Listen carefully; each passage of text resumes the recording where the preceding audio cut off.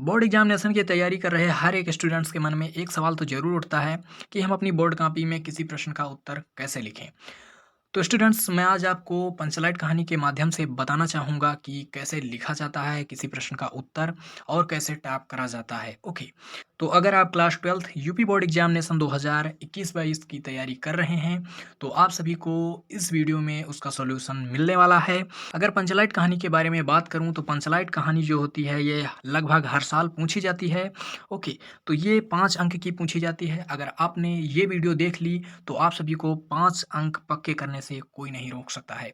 Okay, तो चलिए इस वीडियो में हम जान लेते हैं पंचलाइट कहानी का सारांश अपने बोर्ड एग्जामिनेशन की कॉपी में कैसे लिखें और पूरा अंक कैसे प्राप्त करें। तो लिखने का तरीका बताने से पहले मैं आप सभी को एक चीज़ बता दूं कि अगर आप चैनल पे नए हैं तो प्लीज़, एजुकेशनल चैनल है, इसे आप समझते हैं कि एक टीचर को पढ़ाने में कितना वक्त लगता है, कितनी मेहनत लगती है। ठीक है, तो मैं आप सभी से आशा करूंगा कि आप सभी जो है एजुकेशनल चैनल को बढ़ावा देने के लिए एक बार चैनल को सब्सक्राइब करके बेल आइकन को प्रेस जरूर करेंगे और अपने जितने भी आप सभी के दोस्त हैं उनके पास शेयर जरूर करेंगे। ओके, तो चलिए जान लेते हैं उस प्रश्न का उत्तर कि हम अपने बोर्ड कॉपी में कैसे लिखेंगे पंचलाइट कहानी का सारांश। तो सबसे पहले आपको क्या करना होगा, जो भी कहानियाँ आपको आती होंगी, 2 या 3 कहानियाँ आपसे पूछी जाती हैं, ठीक है? 2 या 3 कहानियाँ आपसे पूछी जाती हैं, तो उसमें से जो भी कहानी आपको आ रही है, माना हमने यहाँ पर लिया है पंचलाइट का उदाहरण, माना आपको आ रही है पंचलाइट कहानी, ठीक है? उसका सारांश या उद्देश्य आपको आ रहा है, तो आपको सबसे पहले उत्तर नंबर चुनना है, जिस उत्तर नंबर में पूछा गया होगा। ओके, तो उसका उत्तर नंबर चुनिए। जैसे कि मान लिया प्रश्न नंबर उत्तर 6 में पूछा गया है और उसके पहले आपको एक चीज़ बता दूँ कि आपको खंड, ठीक है, ये जो खंड रहता है, खंड का और खा, इसको ज़रूर डालना है, ठीक है? इसको ज़रूर डालना है उसके आगे, ठीक है? ताकि एग्ज़ामिनर जो हो वो एकदम समझ जाए कि हाँ, ये बच्चा जो है एकदम सही सटीक तरीके से लिखता है, तो इसका जो भी ये क्वेश्चन लिखा होगा, ये सारा सही ही लिखा होगा, ठीक है? हर एक एग्ज़ामिनर सोचता है हर एक बच्चा पास हो जाए बस। ओके, तो आपने उत्तर नंबर चुन लिया। ठीक है, अब इसके बाद में आपको हेडिंग डालनी है, ठीक है? हेडिंग कौन सी पड़ेगी? हेडिंग जो आपको आती होगी, माना आपको आ रहा है पंचलाइट कहानी का सारांश, तो नेट नेट यही, केवल यही हेडिंग डालनी है, ठीक है? पंचलाइट कहानी का सारांश, इतनी बड़ी हेडिंग डालनी है। मान लिया आपको आ रहा है ध्रुव यात्रा कहानी का सारांश, तो आप डालेंगे ध्रुव यात्रा कहानी का सारांश हेडिंग, वो भी मोटे कलर पेन से। ओके, आप मोटे ब्लैक पेन से इसकी हेडिंग डालेंगे। उसके बाद में उसी के आगे, जस्ट आगे आपको शुरू कर देना है, ठीक है? जैसे मैंने लिखा है सारांश, इसके आगे से सारांश के आगे आपको शुरू कर देना है। ये जितना मैंने लिया है, ये जितना मैंने लिया है, इतना आपको लिखना ज़रूर है ताकि आपको 5 अंक पाने से कोई रोक ना पाए। ओके, और आपको वर्ड टू वर्ड लिखना है। कैसे लिखना है? आपकी राइटिंग माना नहीं बनती है, ठीक है? जो लोग राइटिंग जिनकी नहीं बनती है वो घबराएँ ना, ठीक है? आपको केवल सही-सही लिखना है बस।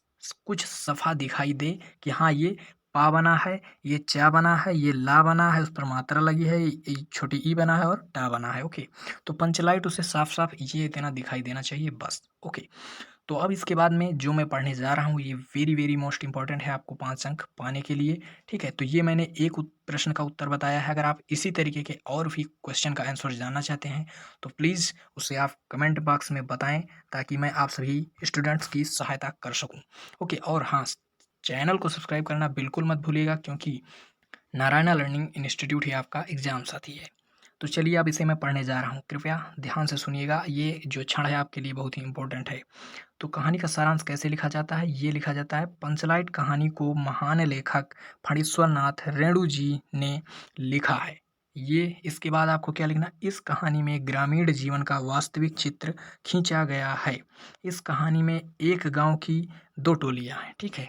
एक इसमें जब ग्रामीण आपने लिखा, ग्रामीण जीवन का चित्र खींचा गया है, ठीक है? वास्तविक चित्र खींचा गया है, यानी कि वास्तविक का मतलब होता है रियल, रियल चित्र, ठीक है? रियल इमेज बनाया गया है, यानी कि रियल इमेज के बारे में बताया गया कि वहाँ की जो संस्कृति है वो कैसी है, वहाँ के लोग क्या-क्या एक्टिंग करते हैं, क्या कैसे-कैसे वो रहते हैं, ठीक है?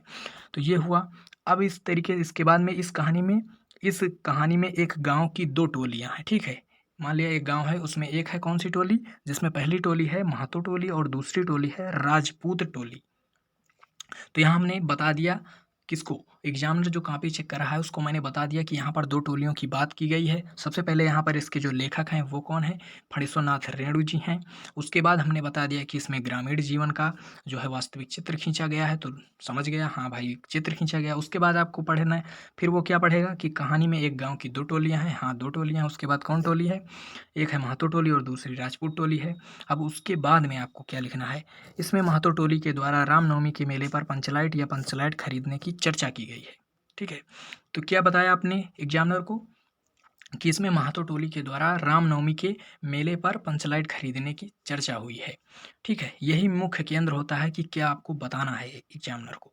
ठीक है, तो इसके बाद आपको क्या लिखना है? इसमें जो मुख्य किरदार हैं वो हैं जैसे कि गुलरी काकी, मुनरी और गोधन, और मुनरी की जो सहेली होती है कनेली है, और इसमें दोनों टोलियों के सरदारों का जो वर्णन किया गया है, और अन्य पंचजन होते हैं, और इसमें कई छड़ीदार होता है एक जो पंच जो जो होता है किसको गोधन को बुलाने जाता है। ठीक है, इसी तरीके से कई सारे इसमें होते हैं, तो आपको अन्य पंचजन लिख देना है। ठीक है, क्योंकि ज़्यादा आप लिखेंगे तो आपका जो समय चला जाएगा। ठीक है, आपका जो होता है समय चला जाएगा। आपको टोटल लिखने होते हैं 80 वर्ड, इससे ज़्यादा आपको लिखना नहीं होता। 80 से 82, 83, 85 तक आप लिख दें, उससे ज़्यादा बवाल आपको भरना नहीं है। इसी इतने में ठीक है, ये इतना जो है हमने एग्जाम्पल लिया है आपको बताने के लिए। तो ये आपको ज़रूर इंक्लूड करना है। इसे चाहे तो आप इसका स्क्रीनशॉट ले सकते हैं। ठीक है, इसका आप स्क्रीनशॉट ज़रूर लें एक बार। ओके, मैं रोक देता हूँ, आप ले लीजिए। तो आपने ये इतना जान लिया कि एक प्रश्न का भी उत्तर जाना है। अगर और आप जानना चाहते हो तो प्लीज़ कमेंट करें, मैं उसका उत्तर ज़रूर आपको बताऊँगा। तो चलिए मिलते हैं नेक्स्ट वीडियो में, तब तक के लिए टेक केयर, बाय बाय, जय हिंद, वंदे मातरम। और नारायणा लर्निंग इंस्टीट्यूट ही आपका एग्ज़ाम साथी है।